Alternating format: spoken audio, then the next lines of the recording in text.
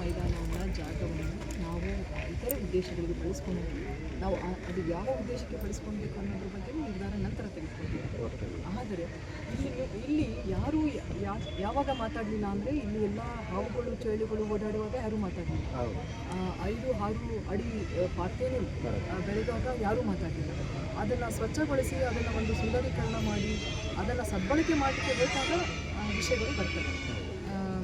ಅದು ಒಂದು ವಿಷಯ. ಇನ್ನೊಂದು ವಿಷಯ, ಅಗೌರವ ತೋರಿಸಿದ್ದಾರೆ ತಹಸೀಲ್ದಾರ್ ಅವರು ಸಾಲುಮರದ ತಿಮ್ಮಕ್ಕ ಅವರಿಗೆ. ಆ ರೀತಿ ಏನಾದರೂ ತೋರಿಸಿದ್ದಾರೆ ಅಂತಲೋ ಏನಾದರೂ ಅವರು ಹೇಳೋದು ಆದರೆ ಜಿಲ್ಲಾಡಳಿತದ ಪರವಾಗಿಯೂ ಸಹ ಕ್ಷಮೆ ಇರ್ತದೆ. ಖಂಡಿತ ನಾವು ಆ ಥರ ತೋರಿಸಲಿಕ್ಕೆ ಬರಲ್ಲ, ತೋರಿಸೋದು ಇಲ್ಲ.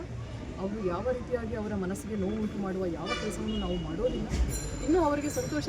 ಅವರಿಗೆ ನೋಡ್ರಿ, ಸಾಲುಮರದ ತಿಮ್ಮಕ್ಕ ಅವರ ಹೆಸರು ಹೇಳಬೇಕು ಅಂದರೆ ಅವರ ಹೆಸರಿನಲ್ಲಿ ಸಾವಿರಾರು ಗಿಡಗಳನ್ನು ನಾವು ನೆಡಬೇಕಾಗ್ತದೆ.